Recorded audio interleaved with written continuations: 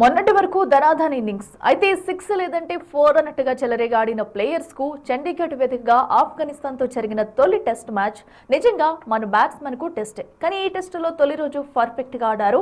One of test లో తొలి రోజు ఈ మ్యాచ్ లో భారత వీర విహారం చేసింది. ఇద్దరు సెంచరీలతో చెలరేగగా మరో ఇద్దరు హాఫ్ సెంచరీలతో అల్లాడించారు.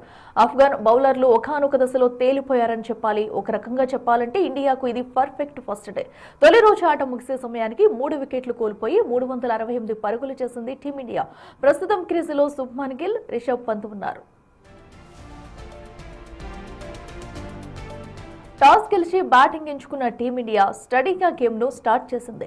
మొన్నటి వరకు ధనాధన్ ఇన్నింగ్స్ ఆడిన బ్యాటర్లు రెడ్ బాల్ గేమ్ లో ఆచితూచి ఆటను కొనసాగించారు. యశస్వి జైస్వాల్ పర్వాలేదనిపించగా కేఎల్ రాహుల్, శుభ్మన్ గిల్ సెంచరీలతో చెలరేగిపోయారు.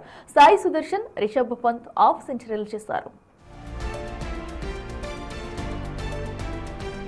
ఇక ఆఫ్ఘన్ ప్లేయర్లకు మాత్రం తొలి రోజు కలిసి రాలేదనే చెప్పాలి. లోకల్ కండిషన్స్ ఆఫ్ఘన్ బౌలర్లను పరీక్షించాయి. కానీ తొలి 2 సెషన్స్ లో గట్టిగానే పోరాడినా ఆ తర్వాత పట్టుకోల్పోయారు. ఫైనల్ సెషన్ లో అయితే 159 పరుగులు వచ్చాయి. మరి రెండో రోజు ఆఫ్ఘన్ బౌలర్లు ఎలా చెలరేగుతారనే దానిపైనే వారి గెలుపు ఆధారపడి ఉంటుంది. ప్రస్తుతానికైతే తొలి రోజు డామినేషన్ టీం ఇండియాదే.